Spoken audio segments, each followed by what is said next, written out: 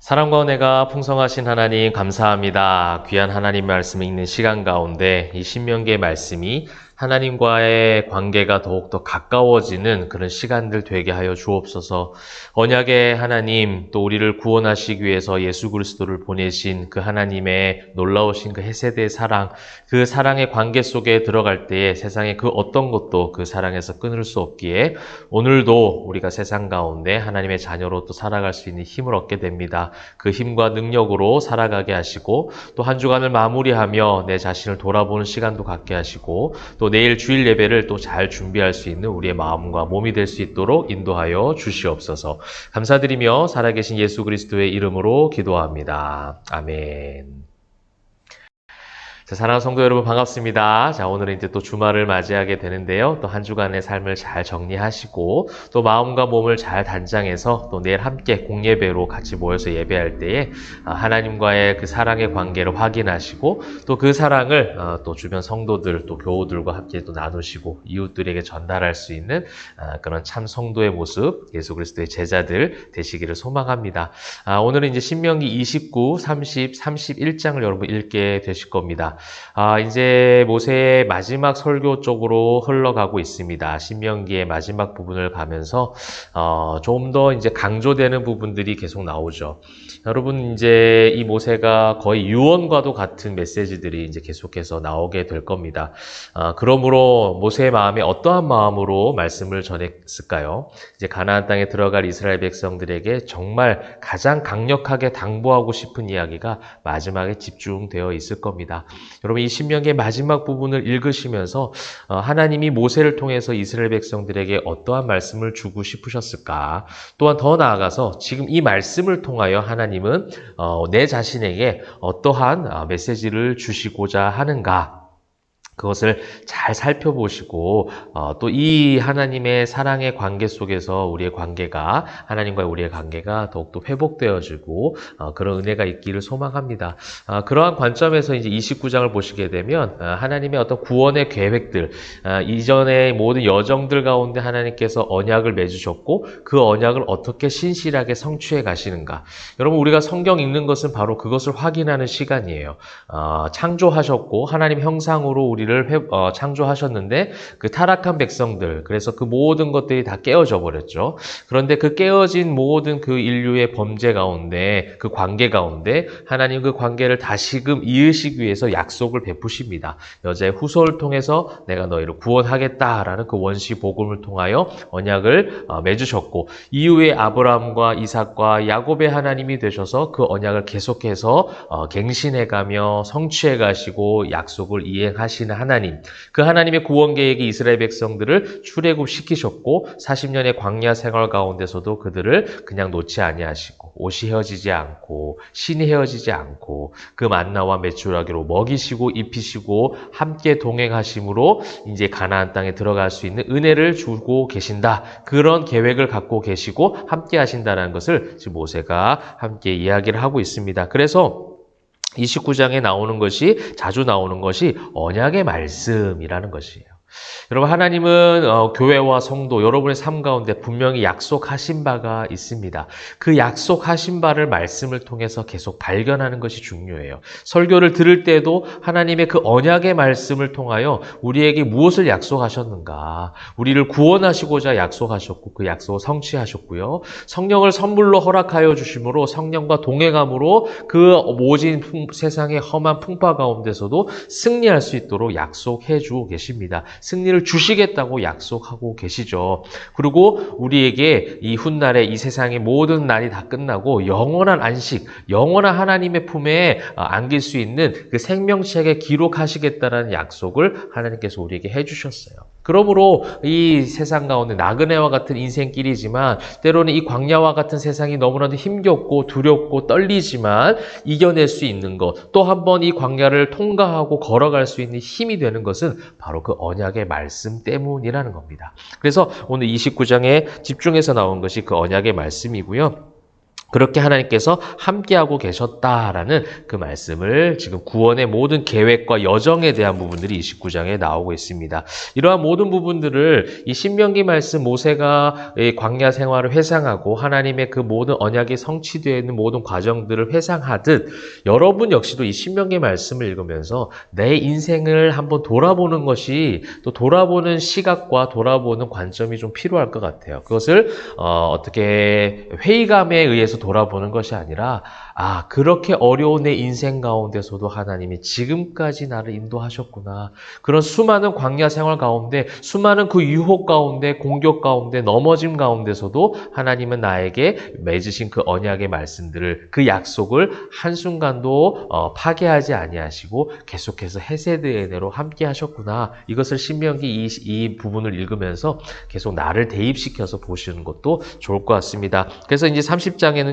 순종과 축복에 대한 부분이 나와요. 그래서 1절에 내가 네게 진술한 모든 복과 저주가 내게 임함으로 계속해서 제가 말씀드린 겁니다. 성경에는 헤세드 은혜가 있는가 하면 헤렘시켜야 될 죄가 있는 거예요. 그죠? 이 두 가지가 있는 겁니다. 그래서 죄가 있고 의가 있는 것이죠. 계속해서 그 생명이 있고 그 다음에 죽음이 있는 거예요. 복이 있고 화가 있는 거예요. 그거는 인간이 만들어 놓은 결과입니다.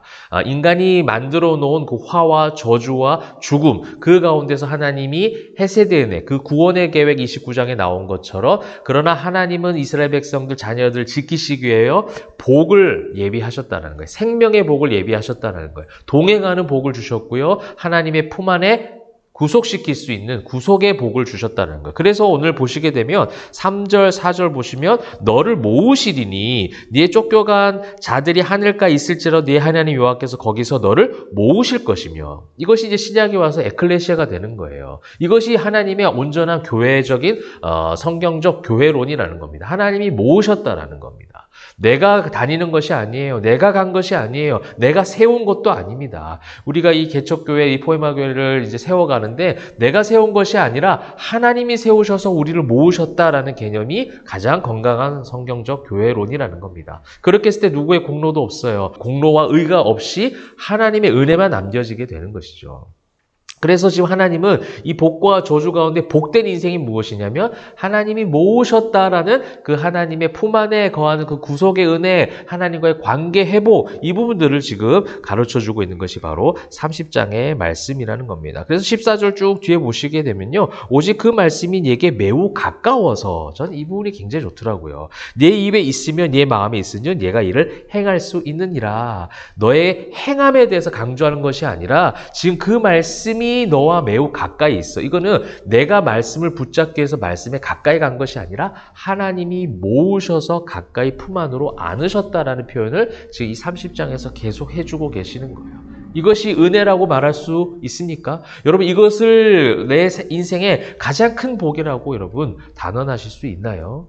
그것을 여러분 확고하게 선포하고 이야기할 수 있는 신앙인들이 되시기를 소망합니다. 그래서 말씀에 가까이, 매우 가까이 그래서 내가 하나님의 의로운 그 길로 행할 수 있게 된다는 거죠. 그 말씀이 나를 인도하시고 그 말씀이 기준되기 때문에 가능하다라는 겁니다.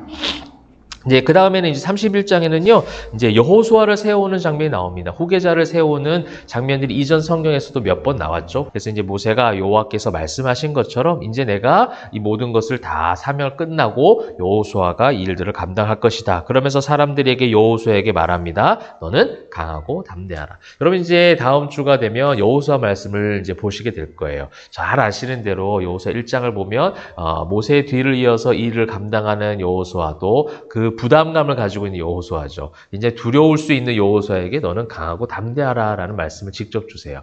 그런데 이 말씀은 이미 여호수아가 모세를 통해서 들었던 말씀이에요.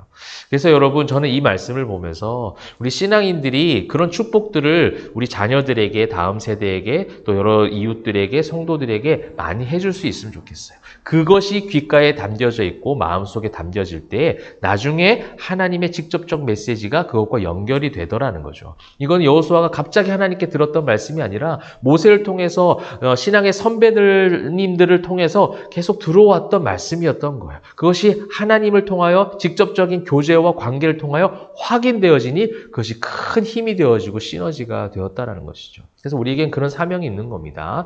저는 이제 목회자로서 당연히 그런 일을 해야 되는데 우리는 모두가 다 제사장 역할을 감당해야 될 성도들 아닙니까? 평신도 사역자들이다라는 마음으로 여러분들의 자녀들에게, 여러분들 주변에 있는 또 아직 이제 신앙이 아직 연그러지지 않은 분들에게 그러한 축복의 메시지들을 많이 해주시면 좋겠어요. 정죄의 메시지, 분노하는 메시지, 누군가를 험담하는 이야기들보다는 계속해서 이런 강하고 담대하라. 하나님께서 너와 함께 하실 거야. 이런 위로와 격려들 많이 해주시면 좋겠습니다. 그러면서 이제 모세의 마지막 설교들은요, 결국 하나님의 모든 그것들을 이제 12절 보시게 되면 네 하나님 여호와를 경외하며 이 율법의 모든 말씀을 지켜 행하게 하고, 이것이 이제 주고 싶었던 메시지죠. 하나님만 붙잡아라.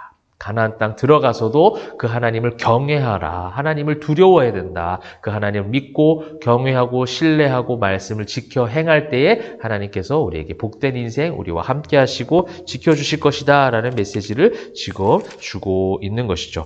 여러분, 이제 오늘 29장, 30장, 31장을 읽으면서 말씀을 정리하며 우리의 모든 인생의 뒤안길을 한번 하나님의 은혜의 관점으로, 하나님이 우리를 약속을 맺으시고 그 언약을 성취해 가셨던 것이 이 모세와 이스라엘 백성들에게만 국한된 것이 아니라 여러분 각자 자신에게, 여러분 가정과 교회 가운데 그것을 하나님께서 맺으시고 성취해 가시고 섭리하셨다라는 것을 한번 기도하면서 말씀 보시면서 회상하시면 좋겠고요. 그 다음에 그렇게 하나님께서 나와 함께 하심으로 동행하고 계시는구나. 그 언약을 맺으시고 우리를 모으셔서 우리와 가까이 하기를 원하셨고, 그 가까이 함을 통하여 율법의 말씀도 지키게 되고 강하고 담대한 신앙의 고백도 할 수 있다는 거 꼭 잊지 마시고 오늘 이 주말을 은혜 가운데 잘 보내시고, 또 내일 이제 그 예배 시간 가운데서도 성령 충만하기를 기도하도록 하겠습니다. 또 이제 다음 한 주간을 준비하는 모든 시간 가운데 하나님께서 오늘 말씀을 읽을 때에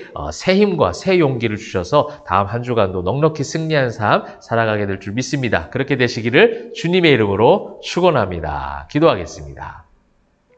사랑과 은혜가 풍성하신 하나님 감사합니다. 오늘도 주의 은혜로 살아가며 한 주간의 삶을 회상하며 또 우리 인생의 뒤안길을 말씀을 통하여 기억해 봅니다. 하나님의 은혜를 기억하게 하시고 인생의 회의감에 휩싸이는 자들이 되지 않게 하시며, 하나님 안에서 말씀 가운데 하나님이 우리를 모으시고 가까이 하시기 위하여 우리와 동행하셨다라는 그 은혜의 메시지들을 이 말씀을 통하여 고백하게 하시며, 그것이 우리 교회와 가정과 우리 성도들의 모든 삶 가운데 감사의 고백으로 찬송의 고백으로 나타날 수 있도록 인도하여 주시옵소서. 감사드리며 살아계신 예수 그리스도의 이름으로 기도합니다. 아멘.